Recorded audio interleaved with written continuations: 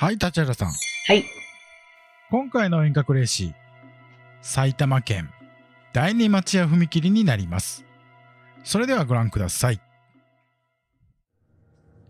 はい、今回はノーマル再生でご覧になっていただこうと思います。はい、こちらなんですが、埼玉県桶川市にある第二町屋踏切と呼ばれている踏切です。高崎線で大宮駅から北に目を向けると、北本あたりにかけて事故の多発する曰く付きの踏切というのがいくつかあるそうです。その中の一つがこの第二町屋踏切だそうです。少なくとも昭和45年、1970年頃から事故が多い曰く付きの踏切として近隣では知られていたそうです。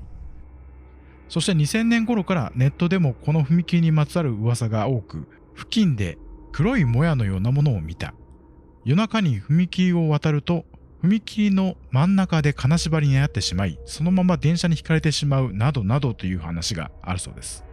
またこの踏切の脇には神社があったりするんですけど、それ以外にも西側と東側にね、墓地があり、この墓地同士がちょうど駅を挟んで向かい合わせのような形になっている場所みたいです。このような奇妙な立地も何か悪い影響を及ぼしていると見る向きもあるそうです。さあ、いかがでしょうか。これはね、立地条件が引き起こしている部分って、すごく大きいと思います。なるほど。うん、具体的にはどういう？墓地を挟んでっていう場所でしょ？はい。そりゃあね、多くなるよねっていう条件が揃ってるかな。その条件っていうのは、具体的に幽霊が見えやすくなっているっていうことでしょうか？幽霊がポツンと出てなんていうレベルではなく、要するに分断されているっていうところで流れがね、流れ、ちょっとこうおかしくなってんのかな。墓地同士を行き来する流れがあるんですか？そうなのよ。へえ、あ、墓地同士を行き来するんですね。墓地と墓地の間に生まれる、なんて言うんだろうな、交流する、霊道ではないんだけど、表現が霊道になっちゃうけど、こう行き交う道ってやっぱり霊の世界もあるじゃない？あるんですね。で、それが、分断されてるし、で、近くに、神社さんがあるっていうところでは、人だけではなく、やっぱり神様たちが通る一つのエリアのルートになってたのかなっていうところで止められてる部分もある。もちろんルートっていうのは常日頃いろいろ変わるもんだから、事故が多発する時期と全くない時期といろいろあると思う、ここは。重なり始まると、こうね、1週間に1件、2件なんていう時もあるだろうし、ない時には1年でも2年でもないだろうしっていう、そういう波がある場所なんだなって。なるほど。幽霊単体がいるというような感じの場所じゃないってことですか？誰かがいますよっていう感じではない。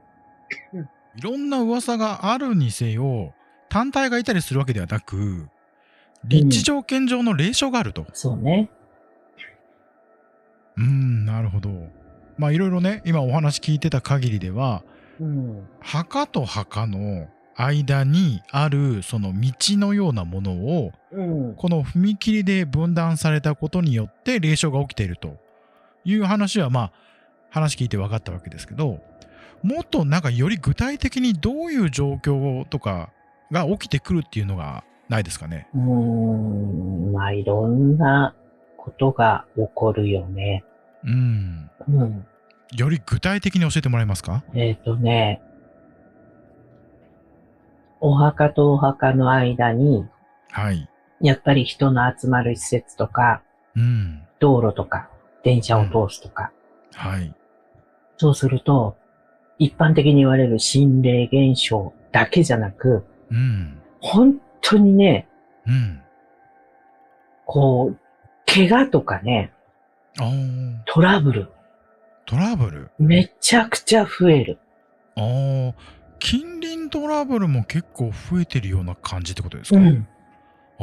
そういうのが起きたりするんですか？そう。へえ。うん。いざこざは嫌ですね。いざこざは絶えないし、物事がね、順調にね、進まなくなる。ああ、それは困りますね。うん。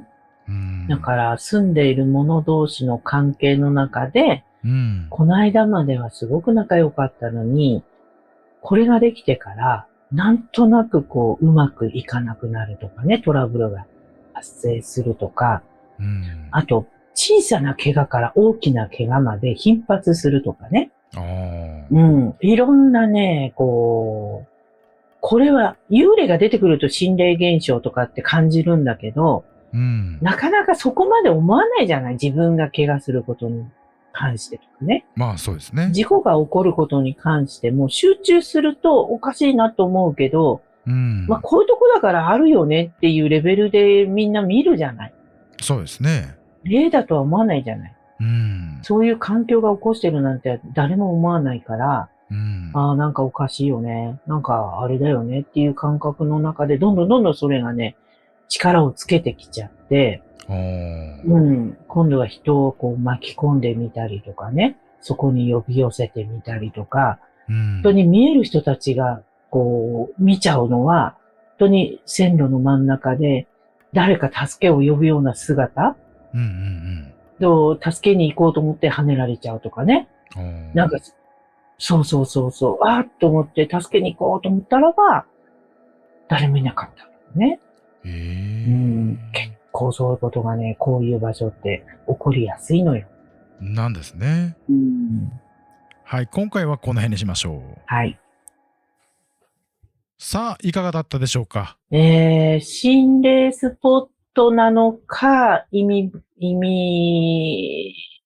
場所、なんていうの、ちょっとこう、怨念めいたものが渦巻く場所になっちゃったっていうところなのか、この立地条件が生み出す霊的な動きのアンバランスが私たちの感じるアンバランスと一致してしまうので、どうしても事故や怪我、それから、まあ、霊的なものを見てしまうっていうことが増える。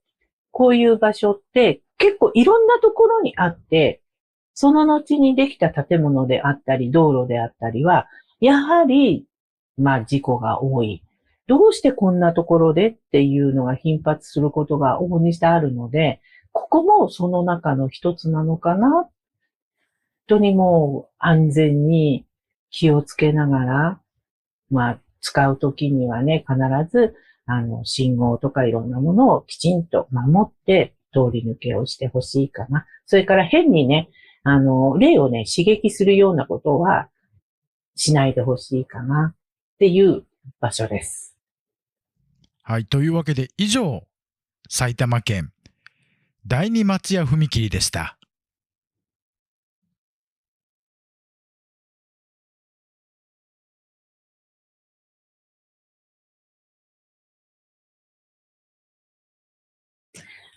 お墓とお墓の間にある建物、それから道路、ああいう電車道もそうなんだけど、必ず霊現象起きて、怪我したり亡くなったりするのよ。これね、うちも一回経験してるから、災いが起きないように守ったんだけど、すごかったよ。旦那さんがね、現場でそういうのを経験した時に、すっごい怖かったの。死ぬんじゃないかっていうね。だから、ちょっと賄賂置いてきて、つってお金撒いたりなんかして、賄賂を渡して、自分たちのところは免れたんだけど、そうしているのにもかかわらず、大きいガラス窓ってあるじゃない。病院とか施設って。あれが、意味不明に鎖が切れて、ガラス屋さんの腕をね、もう、ちょん切れるんじゃないのぐらいの大怪我をして、自分の横に落ちたんだって。あと現場で一人お昼まで元気だったんだけど、心臓麻痺でおじいちゃん亡くなって、発見したのがうちの旦那さんだったの。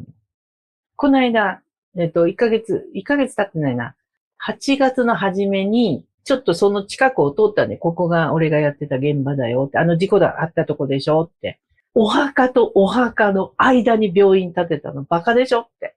もう人死んで、同じような場所。だから墓と墓を分断しちゃダメよって。その埋まっていたもともとこうお墓だったところを潰して土を入れ替えればいいのに、ある程度掘り返しただけなんだって。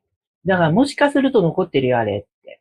こうパッて見たら建物が黒ずんで見えるのよ。ああ、そらそうだわな。そういう場所があって、ここもそういう感覚一緒。同じ。そりゃ怒るわ、そら人死ぬわって話。